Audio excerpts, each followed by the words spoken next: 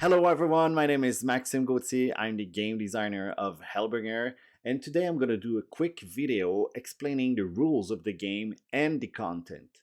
Of course, it's going to be the digital version of the game, and if you ever got any comments, because I'm not a native English speaker, so if I'm not clear or something, please just leave a comment down below and I'll try to answer you as quick as possible.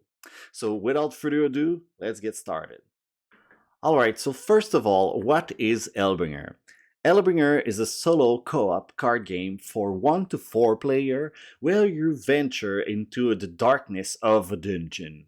You will have to equip yourself, learn skill, but above all, fight with an increasingly necessary perception against the enemy that surrounds you, with your ultimate goal to defeat the demon located at the very end of the dungeon. To win the game, you will have to slay this demon, and you will be, of course, considered as a true hero. But if you get eliminated upon your adventure, the demonic forces will win the game. What is the content of the game Hellbringer? Let's start with the player board. You gotta notice that on the bottom there's a bunch of counters. These counters will allow you to track down your attribute points. On the top of the table, you're gonna have the enemy board. So this board will allow you to classify the enemies according to your perception. On each edge, you're gonna place a bunch of different type of deck. You've got the dice. So on top, the red one is the damage dice, the green one is the acid dice, and the orange one is the enemy dice. This one you're going to roll it so you know what the enemy is going to do. And finally, we've got the rule book, the scenario booklet, and finally a tablet. So this tablet is going to run the different scenarios video, because there's some narrated audio and there's also a bunch of soundtrack available. Every player are going to be able to select between one of the 6 classes available. You're going to have the warrior, the hunter, the sorcerer, the paladin, the monk, and finally the druid. Each of these classes are represented by one color in the specialization sphere located on the top of the card. Each of these spheres are representing the specialization of the class. So for example, the hunter is specialized into the perception, while the warrior is specialized in the health point, and the paladin is the armor, and that goes on for all the other classes. Let's continue with the location cards. There's a total of 5 of them, so you're going to start your journey onto the graveyard, go deeper into the crypt, into the cave, hell, and finally the tomb that's going to make appear the demon you need to kill. Each of these location cards are going to add more difficulty to your journey. So if you go deeper into the crypt, it's going to add more monster into play, but also increase the perception requirement you need to see all the enemies. These cards are going to place on top of the common draw pile. So there's going to be a total of 5 decks you're going to create, and each of these decks are going to contain different type of card. Of course, there's going to be some common cards, the location card, but also the tomb cards. So these cards are going to add some special effects for you and also reveal you more of the current scenario you are doing. Finally, there's going to be some combat cards that going to add more monster into play. Let's continue with the common draw pile. So there's a bunch of different cards inside of it, and you're going to find some items, some skills, some companions, defense cards, and potion cards, but also enchantment cards. All of these are going to be placed inside this one deck that you will going to draw some cards and try to upgrade your hero. So you're going to have some armor, some jewels, but also some weapons. So there's different type of weapons. So this one is two-handed, but there's also others that are only single-handed. And there's some buckler and some stuff like that. So you're going to be able to stack the same little icon there to equip your item, but you're going to be also able to upgrade permanently these objects with some enchantments. So by placing the card under the object, this object will now grant you a new bonus. You also have the skills that are located on your right. So you're going to be able to learn skill and use them indefinitely upon the game. We also have the companions. So by example, the Black Panther. So I can have a companion in front of me that's going to help doing some different effects and adding some damage to all the stuff I will be doing. There's also the defense cards. So there's a bunch of different cards and effects that will allow you to mitigate the damage and ignore or totally cancel the damage. There's also some potions. So these potions are going to be a good way to add some effects to different players, but also while you're playing alone. All of these cards that I've shown will be located into the common draw pile. So they're going to be shuffled into a specific way into some different piles to recreate the stair effect of the dungeon that will be generated. So when you will draw some combat cards and location cards, you will draw some monster into the monster draw pile. So there will be a total of 2 different monsters. So you've got the starter monster and the monsters. The starter monsters are basically monster on the graveyard section. So they're pretty much easy to kill. They do not have a lot of health, do not do a lot of damage. They can be deadly, but if you manage them, you're going to be able to go deeper into the monster draw pile. So into the monster draw pile, you've got different type of monster. They can be easy or they can be pretty hard. So depending on your luck, you might have some some different type of monster like the goblin here, which is pretty much easy to kill. And if we compare it with the minotaur, you can see that the elf and armor are drastically different. Finally, we've got the demon draw pile. So you're going to place the demon that you've selected, the scenario that you've selected, and place the demon on top of it.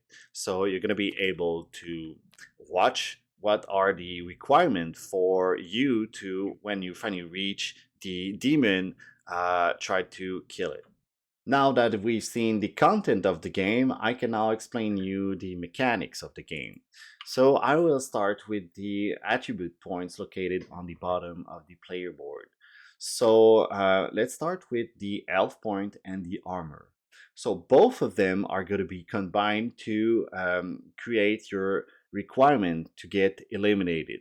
So let's say I've got 30 and 25. If I combine them, it's a total of 55. So if the enemy roll dice and obtain a total of 55 or more, I will be dead. If they do less, nothing happens. So it's all or nothing. So let's continue with the perception. So over here, we've got our perception, which is a total of 2. If we compare it to the monster that have the same attribute here, if we got equal or higher, we're going to have the monster inside. If we got lower, it's going to be out of sight. So the enemy here is going to be placed on the top of the enemy board, and the giant snake is going to be inside. By classifying them, we're going to be able to attack the enemy that are in the inside zone. The middle section is used when you play co-op. So let's say that I'm playing with someone and that the other player got 4 or more perception. We are gonna place this card into the middle here because the other player can see it but not mine. So it acts like a reminder to know that one of us is actually seeing this target. You must remember that when we go deeper, the perception requirement for every monster can go up. So by that, what I mean is if we encounter these two monsters into the tomb, let's say on the tomb, they're gonna have a total bonus of perception of +4. So now the giant snake is gonna be at 6 and the werewolf is gonna be at 10. So you gotta keep in mind that when you go deeper, it's gonna get harder. And by that, you need to figure out how to upgrade your perception or, just try to figure the balance from power and perception. Let's continue with the action points represented by this little lightning icon here. So first of all, you need to know that the action points represent your power level, but also the number of action you can do upon your turn. So let's say that I have 5 action points. I will be able to use these action to activate cards. Let's say I want to activate one card with 1 point or 2 point or 3, 4 or 5. I can select any of those to create the combo I want. So I'm gonna pick these cards here just to show you what I'm talking about. So you can see that this little icon is just over there. So you need to pay 2 action points to equip this item.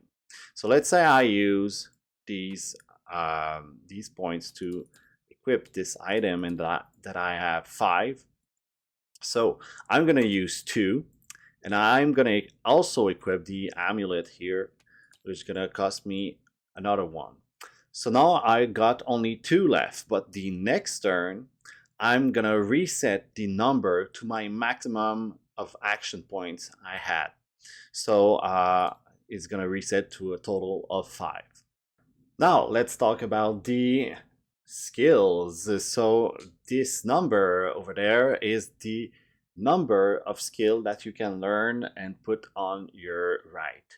So to learn a skill, you've got 2 things to check out on your card. First, you've got to have the same color or the black color, which represent the multi-class, and this little icon here, which is the scroll or the skill icon. So if you got both, you can actually learn the skill. Which is cool is that it's free. So you can learn any skill you want. It doesn't matter if it's cost 0 or 5, 6 or 10.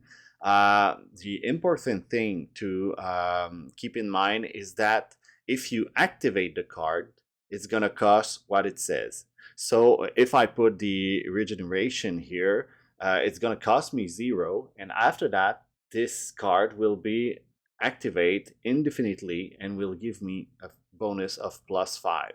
And the last attribute point is the number of cards in hand. So this number represents the number of cards you need to have in your hand at the end of your turn. Meaning that if this number increases, it will be only at the end of your turn that you will pick cards to get to your maximum. At the end of your turn, you can discard any card you don't want, meaning that I could discard all my hand and pick some new cards. But you need to be careful, because if you do so, you might be doing a sprint into the dungeon, meaning that you will draw 6 new cards and you might pick new location cards, new combat card, and stuff like that. So you need to be careful and not try to discard every card into your hand. Let's continue with the companion and monster cards. So you're gonna notice that there's less attribute points over here. So there's the elf point, the armor point, and the action point, which is represented by a little blue lightning over here. The blue lightning represents also the level of the companion. When you will place and assign a companion to a player or yourself, you're going to be able to activate the card, but also activate the attack. On the next turn, you won't have to pay again this card to activate his attack. The companion will activate his own attack with his own action points. For the enemy, it's pretty much the same. Well, the difference is that you're going to need to roll the orange dice, which is the enemy dice, and you're going to apply the effect according to the result and apply it to every monster. Now let's take a look on how to read the card. So the cards are pretty much always the same. There's small minor difference between them, but overall it's pretty generic. So I'm gonna start with a weapon here, which is mace, which is an item. So what you'll notice is that normally there's some stuff up and down of the card on the edge, which means it's like a reminder. You can have connection points through the card. Sometimes they can be two or only one. And of course, you've got all the information on the bottom. So first, you've got to take a look at the sphere here, which is usually a color. So when it's black, it means that it's multi-class. And of course, you've got the number of action points that it costs to use it. You've got the title, the icon of the card, so what is it? And after that, on the bottom, you've got the subsection, the subcategory of the card. So there's a lot of them. So you've got a card here, which is the iconography of the game. So you can just take a look quickly and know what it's all about. But mainly what it says here is that if you activate the card, it's gonna activate an infinite effect, which means it's gonna be always up, and you're gonna have a bonus of +2 perception. If you discard this card, you're gonna lose this bonus. If you reactivate the card, it's not gonna give you another +2. It's when it's there, you've got a bonus, and after that, if you lose it, you lose the bonus. After that, we've got a small sword here, which means it's an attack to only one target, and it's gonna do 3 damage, 3 dice. So that's pretty important. This is the number of dice and not the number of damage you do. And of course, it's gonna do the attack, which is mace blow. On the bottom here, you've got 2 little circles, which means it's a bonus to this specific classes. Means that if you are the paladin, which is white, or the warrior, which is brown, you're gonna have a bonus of +1 action points and +1 red die to the mace blow attack, which means you're gonna be a bit more stronger with it. So now that we know how it works, I'm gonna jump out and do these 3 over there pretty quickly. So you see here, this costs 1, it's for the paladin, it's a prayer, it's a skill, and here it's an ability that can be used to collect 1 skill or object or enchantment from the last 5 cards in the command discard pile. So here for this one, the Armageddon costs 10 action points. It's a skill, and you can target only 1 monster, and it's gonna cost -2 skill learn when used, and it's gonna do 25 dice. So that's pretty strong. And finally, we've got the Tidal Wave, which is a sorcerer skill. It costs 7. It's a tidal wave, of course, and it's gonna hit every target that you have in sight. This one is pretty important. I'm gonna notice that you need to have sight on these targets to hit them all. So there's some skills that you can actually ignore that, but it's going to be written into the card. But normally you have to have the sight on the targets to hit them, no matter if it's all or just one. And of course, it's going to do 4 damage plus 1 for each 2 skills you hold, meaning that if I got 4, I will have a bonus of plus 2. So to place cards effectively onto your player board, it's pretty simple, because all you got to do is just take a look quickly at the icons and the color palette. So first thing, you can equip items, and you can also learn skills and put it on your right. And if you can, because you're the same color, you will be able to do so. You can also put your companion on top over here. And on your left, you're going to be able to place the monster you kill. So let's say I pick that little giant snake here, and I kill it. So I will be able to place this card on any of the 5 sections available on my left. Meaning I could put it here, which is gonna give me a bonus of plus 5 health point.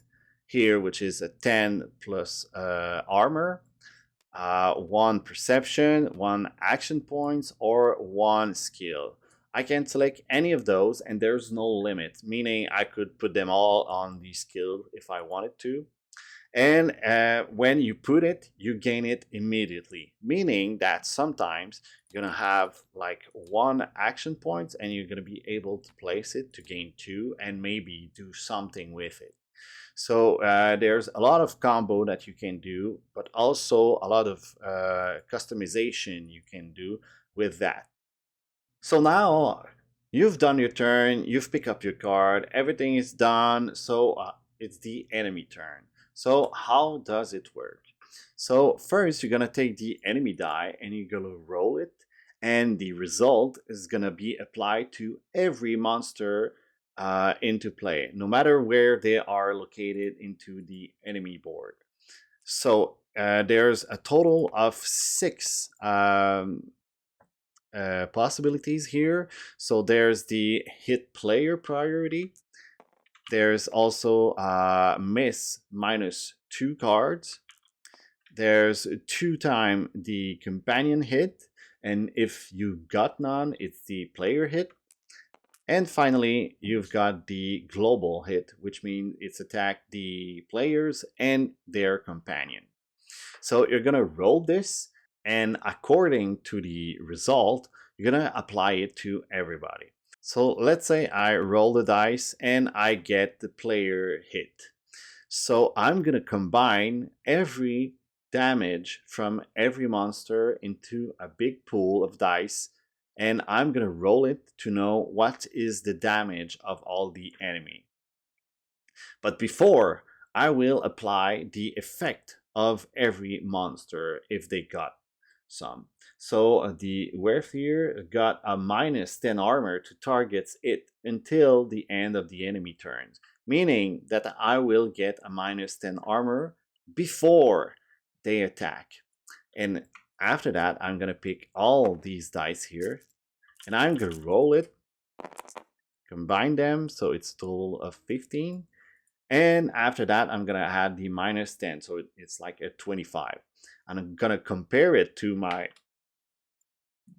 total here, and if it's not equal or higher, I'm not dead, and this is a miss. So that's pretty much how it works for the enemy. After that, it's again the player's turn, and it's gonna rotate like this until you guys win or the enemy destroy you. So now that you have a good global knowledge of the game, you're gonna notice that there's 2 buttons on the bottom right of the screen. So there's the tutorial and play button.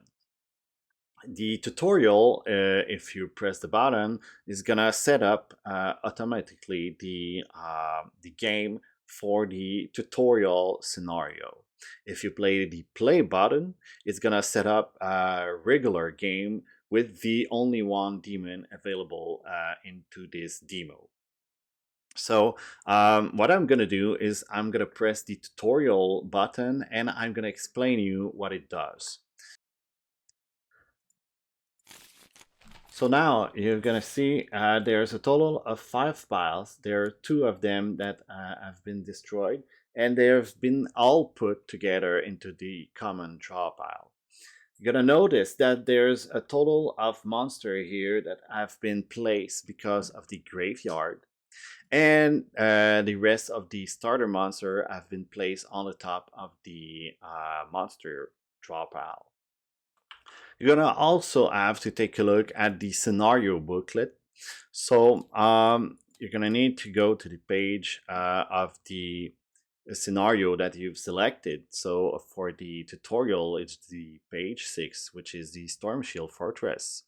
And you're gonna notice that there's some instruction on how to prepare the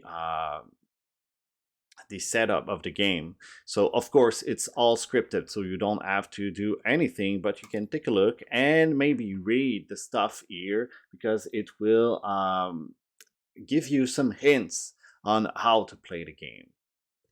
And you may have noticed, but on the left of the screen, there was this section that was highlighted into yellow. So, which means you've got to select the class you want.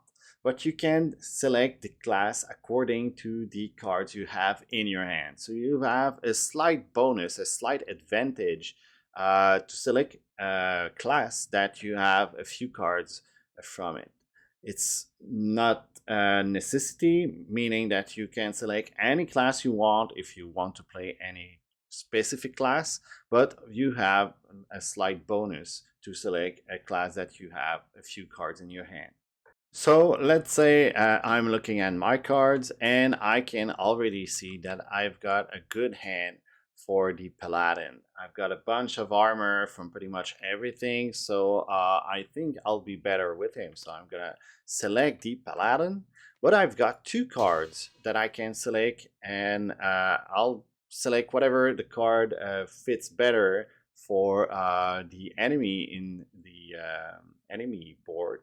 So let's say I use the Paladin Holy Bolt, and I'll be able to place the starter elixir into my hand. If you're playing in co-op, one of the player can select this card. All the rest is going to be put inside this little box here. There you go. After that, you're going to place the class in the middle of your player board, and you got transfer the attribute points over here. And after that, you're gonna take a look at the perception. So you've got 2, and you're gonna place the enemy according to the perception they have. So the rat is gonna be out of sight and the rest is gonna be inside.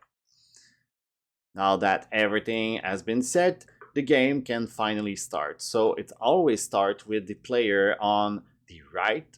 So just to show you a bit more of how it's gonna work, you're gonna pick some cards here, and eventually you're gonna pick some combat cards that's gonna add a new monster into play, and you're gonna get a location card that would add more difficulty to the game by adding more perception and more monster, and eventually you're gonna get to the demon, the tomb.